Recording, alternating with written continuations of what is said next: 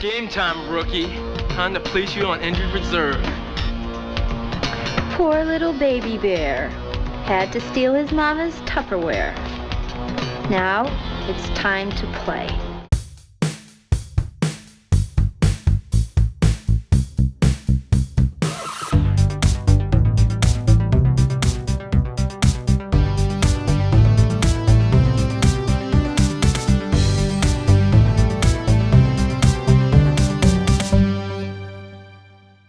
Hello and welcome to Woodshed Reviews, where we look at films old and new, good and bad. And today we're going to look at the 1993 cult classic of sorts, Undefeatable, starring Cynthia Rothrock and directed by Godfrey Ho. So, is it a cult classic? A lot of people talk about it, that's for sure. Okay. Especially the end fight scene. Sure. Yeah, all-time classic. It's a good one. Yeah. We'll get to that. Let's not spoil it.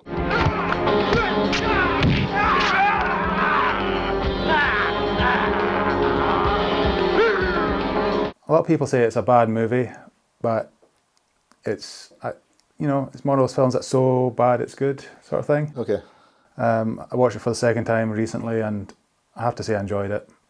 There's just a lot of fun to be had with this film. Yeah, in terms of is it so bad it's good, I don't know. It's not. It rides that line, I think, doesn't it? Because it's not terrible. There's a lot to appreciate in it. There is some terrible stuff in it, for sure. Okay, tough guy, come and get some for free. Come on, tough guy! Suck my dick! Suck this, jerk off. Yeah, it's not. It's well made for its budget, I guess. Yeah. It's not. I mean, if you're not used to watching bad films, then you maybe think this is quite terrible. But this is a layer above a lot of bad films, for sure. Yeah. So it rides that line, I think. Yeah. I mean, the script's quite dodgy.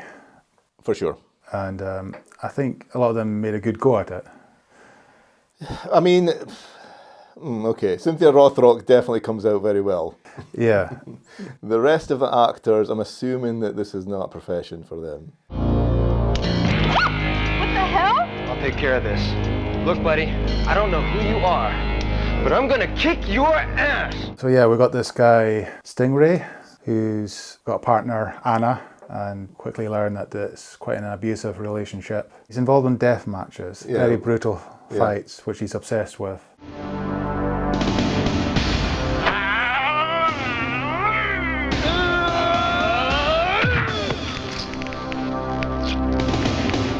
In this world, everyone seems to be a martial artist to some degree.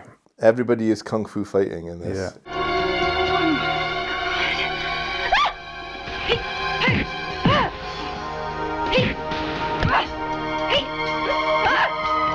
So we're introduced to Cynthia Rothrock, who's part of a gang, the Red Dragons. So she's fighting one-on-one, kind of for money. And we're also introduced to our police sergeant, Nick. And immediately forms a bond with her, I guess. So they are on the case of Stingray, who is, well, as you were saying, in an abusive relationship with his wife. Yeah, and the wife escapes. Yeah, she flees on the advice of her psychiatrist. Yeah, and he just flips. Yeah, they kind of try to imply he's got mummy issues as well, abandonment issues. What do you want me to do? That ain't my problem. You can get rid of him for all I care. He's my kid. If I have to take second place to him, I'm gone. No, please. Mommy, don't go. After she leaves him, he goes into total psychotic breakdown.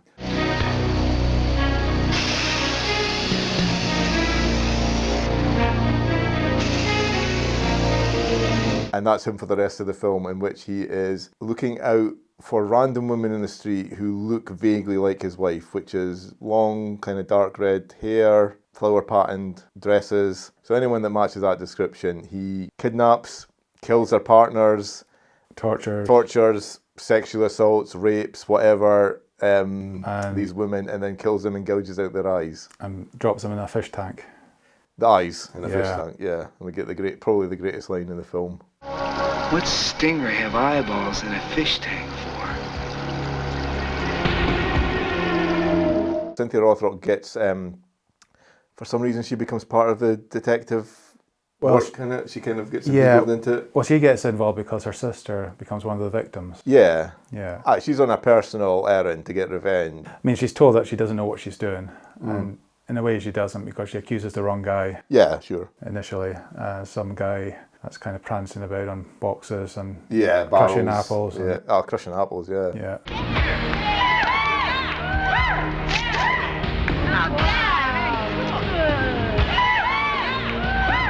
But then at the same time, I guess our detectives are not exactly having a lot of success. They're not the best detectives in the world. Definitely not, no. And they hire in a guy who tells them some martial arts expertise.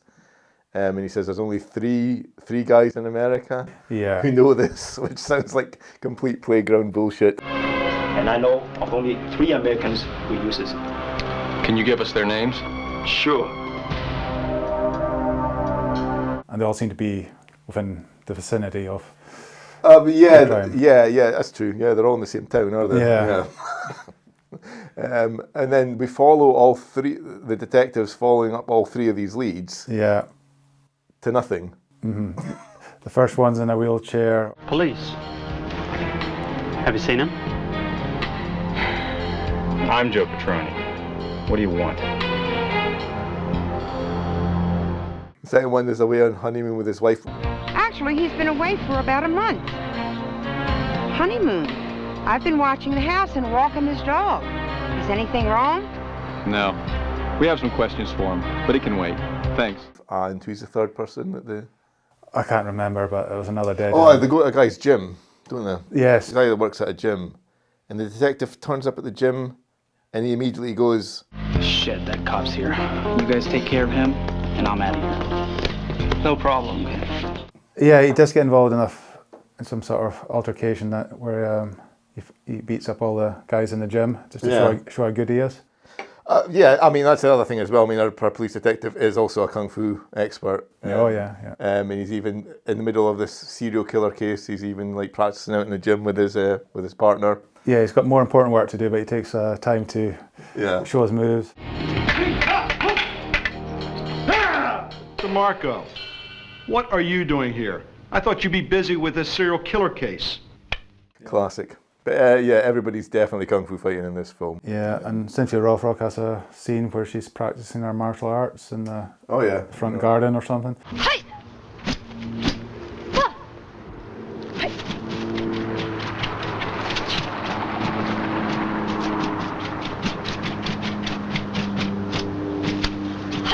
Really cool looking hook blades. Yeah, like double swords or something. I don't know what they are. Yeah, that has to come into play later, right?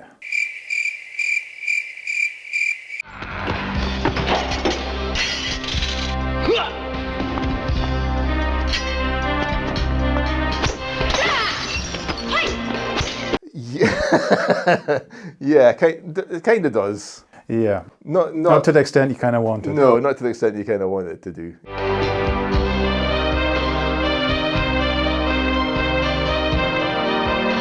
It rides a line where there's some good stunt work in it, some good fight work in it. Mm-hmm. It's let down by some shot compositions. Yeah. Some takes, some angles, some slow-mos, stuff like that, kind of slightly spoiling it. Definitely, there's some nice choreography, but it's just the way it was shot, kind of let it down. Looked like they were doing it at half speed, like rehearsing it. Wasn't captured really well. There's some things where you can see things aren't connecting, or it's a bit of a mishit or something like that, or someone misses a cue and has to kind of like pretend that they've been, body blown into a wall and stuff like that, Yeah. So it's a little choppy in that aspect, but then there is some other stuff that's pretty good. Mm-hmm. There's a couple of stuntmen that certainly risk life and limb for a good shot.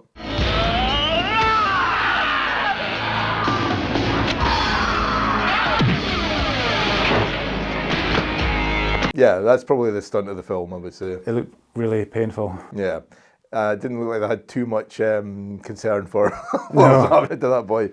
And we'll also find out as well that character, later on when the detectives find him, is a kung fu champion. Oh yeah, it's a world karate champion. World karate champion, is he? Yeah, we learned this after the fact. Yeah. And he was nothing for Stingray.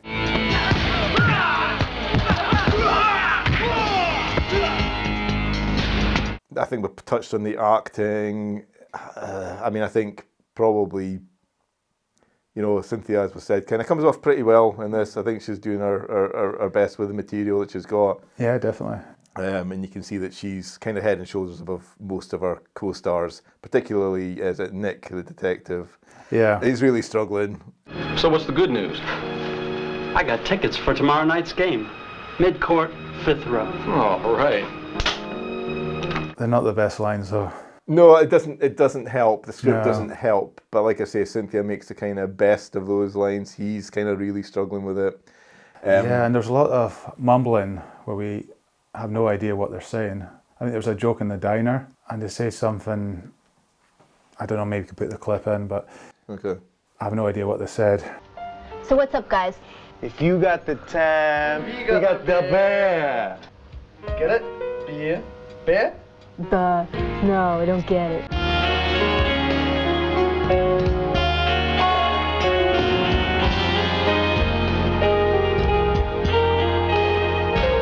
I even put on the subtitles, and it just says mumbling. Really? Yeah. No, I don't get it. I think another big problem with it is, I mean, this is probably a much better 50, 60-minute film than an hour and a half.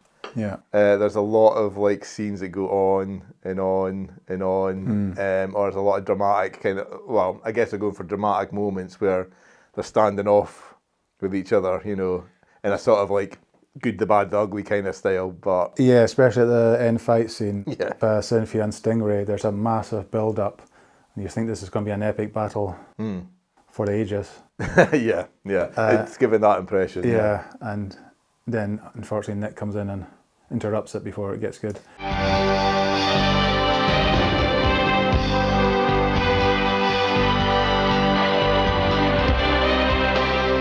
Freeze, police!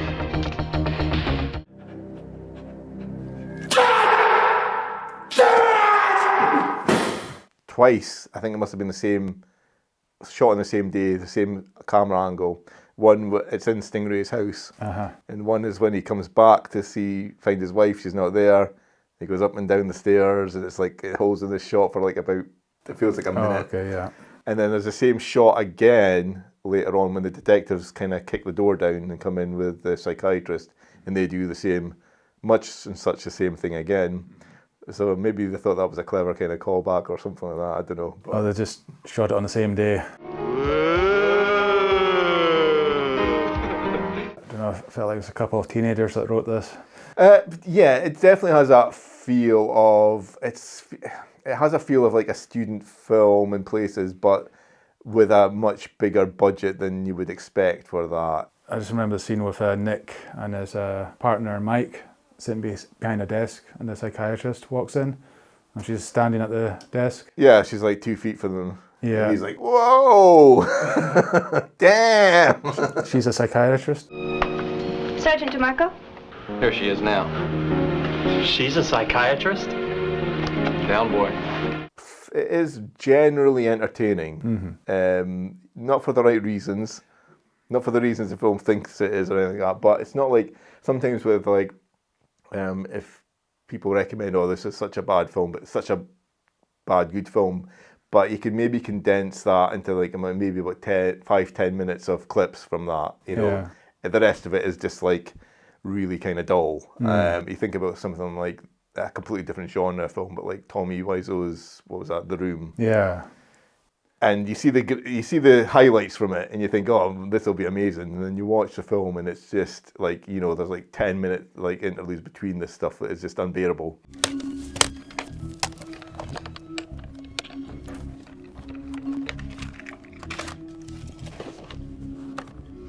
Yeah, it felt like more effort or more time could be spent on the fight scenes, because the choreography was pretty much there most of the time. Yeah. It's just the way it was shot and put together. Yeah, it kind of makes the fighters look a bit not as good as they probably are, because you need, you know, it's not just about getting the best fighters and on the set. You need to kind of film it properly, and someone who knows what they're doing. And I think that. But looking at Godfrey Ho, I mean, I just know by reputation, Godfrey Ho, sorry. Godfrey Ho. Godfrey Ho. Just known by reputation. This sounds like probably it was one of his better films. Yeah, I had a quick look at his films, and yeah.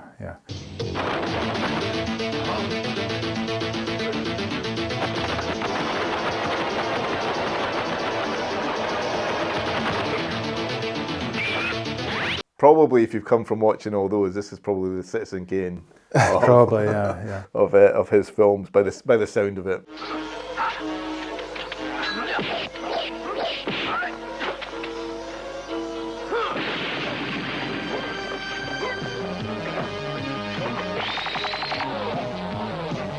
But our two guys, they get down to business with the final fight, which is in a hospital basement. It's not the best location or anything like that. No. It feels like it's just kind of very, there's not much room for manoeuvrability and stuff. Yeah, it's obviously a bit too hot for them down there, isn't it?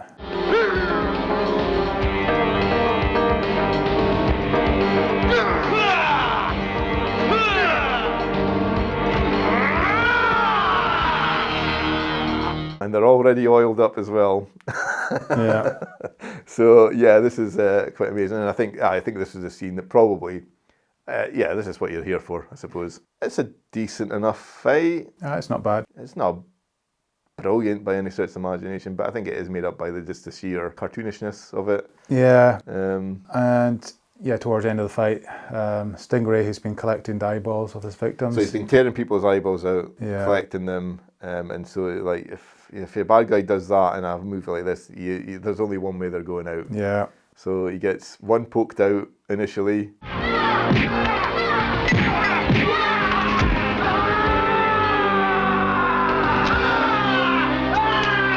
Quite like that bit actually, when he's kind of fighting with one eye, and he's kind of having to hold the sheer pain of it, and they're all kind of fighting. That was quite good. Yeah.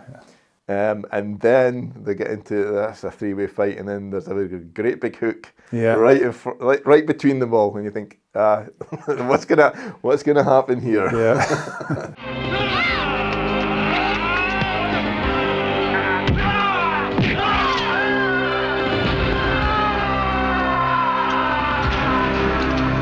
Poetic justice. And he gets hoisted off and away, and then we get a couple of great one-liners from Cynthia and from Nick. Yeah. See ya. We'll keep an eye out for you. Keep an eye out for you, Stingray. Yeah. See ya. And again, it shows you, because Cynthia delivers it about as well as you could hope to deliver that line. Yeah. And then the other guy is like really bad. You can't even say see you without it looking terrible. Yeah. And so that's the end of our film, except for, Well, possibly, how else can you end a film like this? well, the good news is they're all enrolled in college. Hey, Christy, do you think we should really apply to college? I told you, man.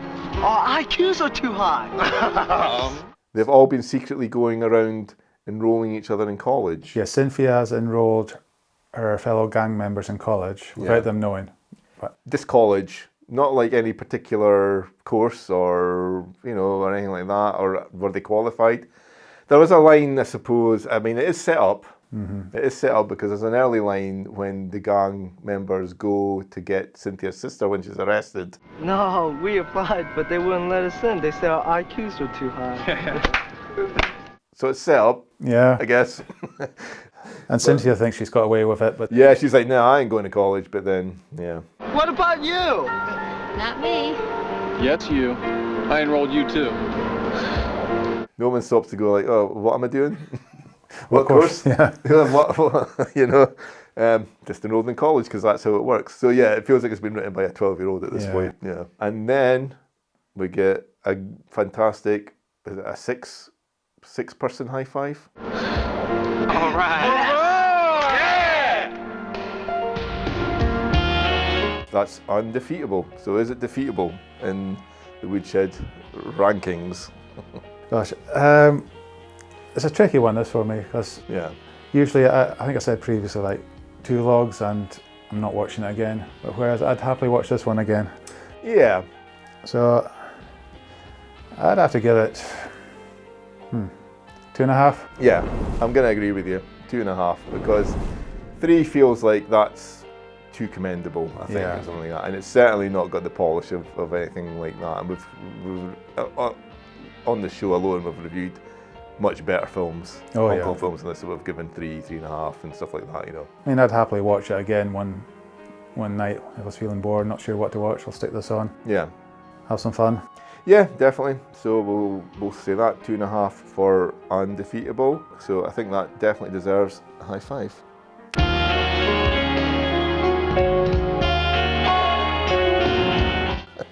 See ya.